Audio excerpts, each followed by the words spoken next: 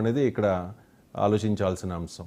ఒకసారి పవన్ కళ్యాణ్ ఉద్దేశించి, పవన్ కళ్యాణ్ ఇంట్లోని ఆడవాళ్ళను ఉద్దేశించి పోసాని కృష్ణమురళి మాట్లాడిన మాటలు ప్లీజ్.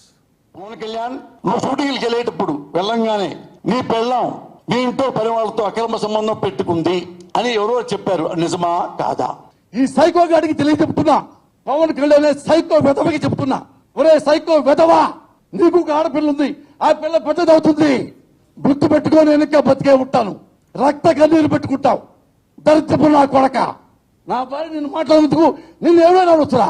ఇది చట్టం, సమాజం, ప్రజాస్వామ్యం, న్యాయస్థానం ఉన్నాయి కాబట్టి నేను అనలేకపోతున్నా. అందుకని లిమిట్ దాటి అనలేకపోతున్నా. నాగరికత నేర్చుకో, సంస్కృతి నేర్చుకో, మానవత్వం తెచ్చుకో, ఆడవాడిని గౌరవించు. నీకేం తెలుసురా ఆడదాన్ని గౌరవించుతావు?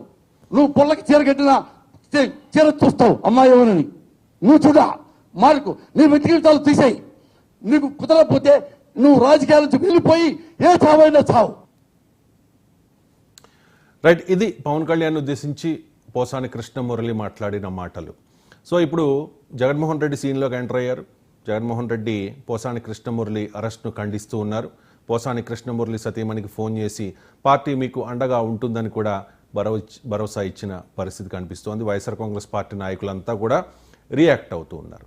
మరి వైఎస్ఆర్ కాంగ్రెస్ పార్టీ నాయకులు చేస్తున్న ఇది అక్రమ అరెస్టు, కక్షపూరితము, రెడ్ బుక్ రాజ్యాంగము అంటూ వాళ్ళు చేస్తున్న ఆరోపణల మీద స్పందించడానికి జనసేన పార్టీ వీరమహిళ పార్టీ అధికార ప్రతినిధి రాయపాటి అరుణ్ గారు మనతో జాయిన్ అయ్యారు. అరుణ్ గారు నమస్కారం.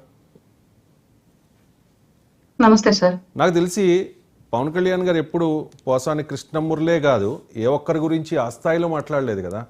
పోసాని కృష్ణమురళికి ఆ స్థాయిలో